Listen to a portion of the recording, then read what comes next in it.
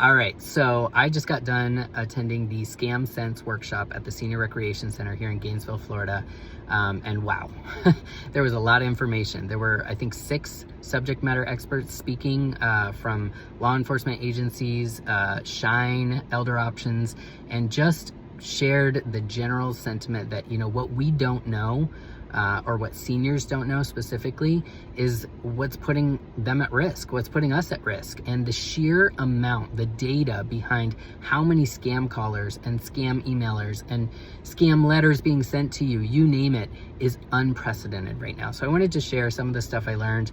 One of the things that really stood out to me was, if you're ever asked to act fast, it's probably a scam.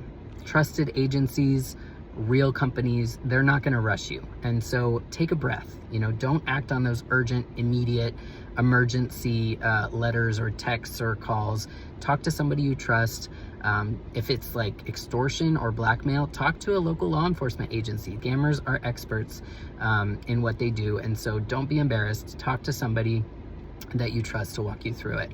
Another thing was, if they're asking you to pay via cryptocurrency or gold or gift cards or cash in a box, anything like that, hang up the phone. Even if it sounds like somebody you know, all they need is 10 to 15 seconds of someone else's voice to use AI to clone it. So if they're asking for any of those things that are untraceable, just hang up the phone.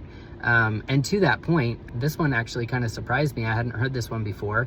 If your voice is the one on your voicemail greeting, you should turn it back to the default sound setting.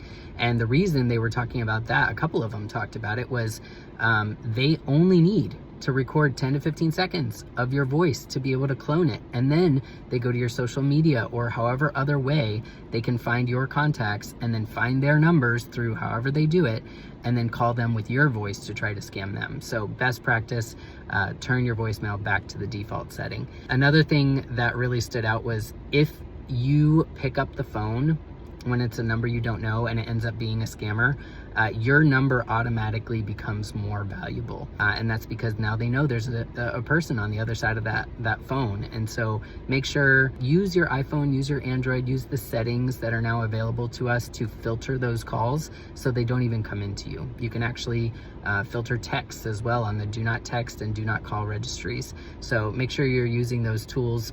And the last thing was, never keep a secret from people you trust. If someone is telling you not to tell anyone, that's a really big red flag. So anyway, if something feels off, trust your gut. Call a trusted person or your local non-emergency line before doing anything. And remember, you're not alone.